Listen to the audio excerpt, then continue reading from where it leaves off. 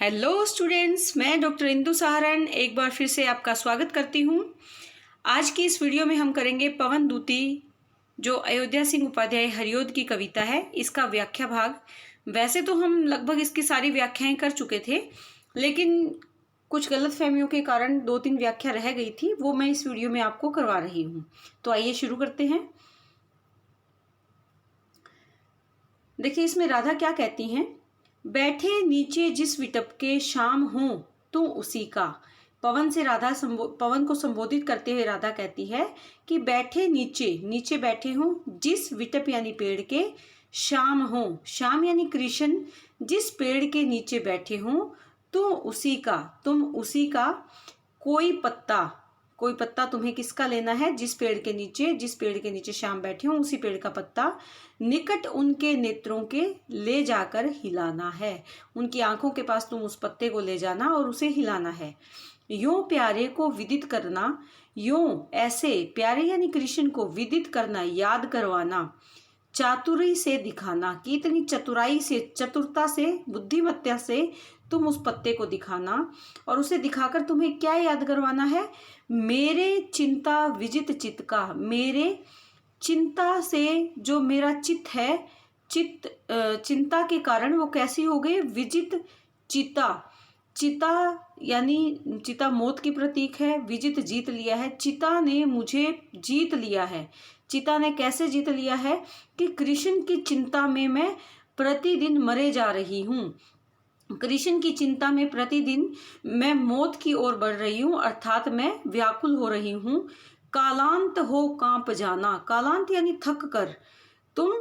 कांप जाना, अंत में तुम वो पत्ता दिखाते दिखाते इस प्रकार कंपन करना, जब तुम थक जाओ तो कांप जाना, यानी उस पत्ते को ऐसे कंपाना कि उसके कंपन से कृष्ण को मैं याद आ जाऊं, क्योंकि मेरी हालत भी उस पेड़ से टूटे हुए पत्ते के समान होगी। पेड़ से टूटने के पश्चात पत्ता मुरझा जाता है, कुम्हला जाता है, उसी प्रकार मैं भी कृष्ण से अलग होकर मृत्यु के नजदीक जा रही हूँ। चिता यानी मृत्यु का प्रतीक चिता ने मुझे जीत लिया है और मैं कृष्ण की चिंता में मृत्यु के नजदीक चली जा रही हूँ। बिल्कुल उसी प्रकार जैसे पेड़ से टूटा हुआ पत्ता कुम्हला जाता है, मुरझा जाता है, वैसे ही कृष्ण के जाने से मेरी भी अवस्था वैसी ही हो गई है। आगे राधा कहती हैं, होते हुए पतित कण जो अंग राग आदिकों को के धीरे धीरे वहन करके तू उन्हीं को जड़ाला। ये अंतिम जो इसकी पवन दूती की जो अंतिम पद्यांश है उससे पहले वाला है, ये दूसरे नंबर का, आखिर से दूसरे नंबर का पद्यांश है। तो इसमें वो क्या कहती हैं, होते हूँ पतित कण, पतित यानी पवित्र कण, अंग राग आदिकों के, अंग पर, अंग यानी शरीर के अंगों पर लगाए जाने वाले जो पवित्र द्रव्य पदार्थ होते हैं, जो कृष्ण अपने शरीर को सुगंधित और कोमल बनाने के लिए जो पदार्थ लगाते हैं, उनके पवित्र कण धीरे धीरे वहन करके तू उन्हीं को जड़ाला, कि तुम धीरे धीरे उनको वहन करो और उनको ले आओ। देखिए ये क्यों कहती हैं, क्योंकि जो राधा है वो सारी बातें बता चुकी है पवन को कि तुम मेरे लिए क्या क्या ले आना, कृष्ण से किस प्रकार तुम मिलना, मेरी दशा कैसी है वो तुम कृष्ण को बताना,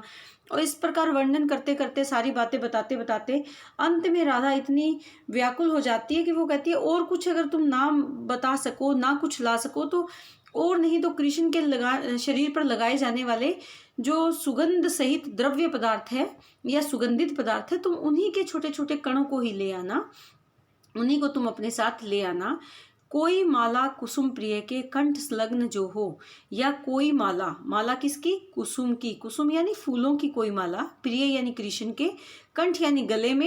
गले से लगी हो या गले में डली हो, तो यत्नों से, तो तुम ऐसे प्रयास करना कि विकच यानी कोई, उसका पुष्प ही एक ला दो। तो तुम अपने प्रयासों से, और कुछ ज्यादा नहीं तो मुझे उस कृष्ण के गले में डली हुई एक माला में से एक फूल ही ला देना, अर्थात एक पुष्प ही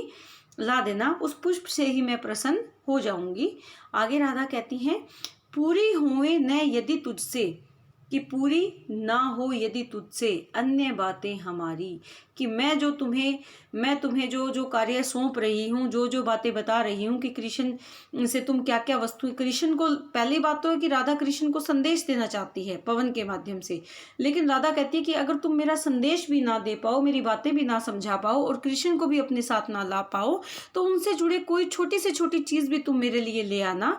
ताकि मैं प्रसन्न हो जाऊं, मेरा जीवन सफल हो जाए। लेकिन फिर अंत में वो क्या कहती है, पूरे हुए न यदि तुझसे, कि अगर कोई पूरी, तुझसे अगर कोई पूरी ना हो अन्य बातें हमारी, मैं जो तुम्हें और बातें बता रही हूँ वो अगर तुमसे पूरी ना हो, तुम उन्हें पूरा ना कर पाओ, तो तुम मेरा विनय इतना, तो तुम मेरा विनय निवेदन इतना मान ले और चली जा, कि मैं तुझसे विनय करती हूँ, प्रार्थना करती हूँ कि तू मेरी बात मान ले और चली जा। कहाँ चली जा? छू के प्यारे कमल पग को प्यार के साथ आ जा, कि अगर तुम मेरी बाकी बातें ना मानो तो कम से कम इतनी बात मान लो कि तुम यहाँ से चली जाओ कृष्ण के पास और छू के स्पर्श करके प्यारे कमल पग, कमल के समान सुंदर चरणों को प्यार के साथ आ जा, कि प्यार प्रेम के साथ तुम कृष्ण के कमल के समान सुंदर चरणों को प्यार से छू कर ही वापस आ जाओ। जी जाऊंगी, कि मैं दोबारा से जिंदा हो जाऊंगी हृदय तल में, हृदय यानी हृदय के तल में, हृदय में तुझी को लगाकर, तुमको लगाकर, कि तुम जब जो कृष्ण के पाँव को छूकर तुम वापस आओगी तो तुम्हें ही मैं अपने हृदय से लगा लूंगी और उसी से मेरे प्राण फिर से आ जाएंगे, मैं फिर से जीवित हो जाऊंगी, अर्थात मैं उसी से संतुष्टि प्राप्त कर लूंगी। तो इसमें वो राधा बताती है, ये अंतिम पद्यांश है इस कविता का, इसमें राधा बताती है कि बाकी तुम अगर और कुछ ना कर पाओ तो कम से कम इतना ही कर लो कि तुम कृष्ण के पास चली जाओ, उनके प्यार भरे कोमल कमल के समान सुंदर चरणों को छूकर प्यार से मेरे पास आ जाना और मैं तुम्हें ही अपने हृदय से लगा लूंगी, क्योंकि तुम कृष्ण के चरण स्पर्श करके आओगी तो ऐसी पवन को हृदय से लगाकर ही मैं पुनः जीवित हो जाऊंगी। अर्थात इसमें बताना चाहती है राधा कि कृष्ण से जुड़ी एक छोटी से छोटी, लघु से लघु चीज भी राधा अपने स्पर्श में लेना चाहती है, या उसको स्पर्श करके वापस से अपने जीवन को सफल करना चाहती है, या कृष्ण के वियोग को दूर करना चाहती है। तो उम्मीद करती हूँ कि आप इस व्याख्या को समझ पाए होंगे, और मेरे हिसाब से ये सारी व्याख्याएं हम इस चैप्टर की कर चुके हैं, लेकिन फिर भी अगर कोई बच जाती है या रह जाती है तो प्लीज़ आप मुझे ज़रूर बताएं। बहुत बहुत धन्यवाद।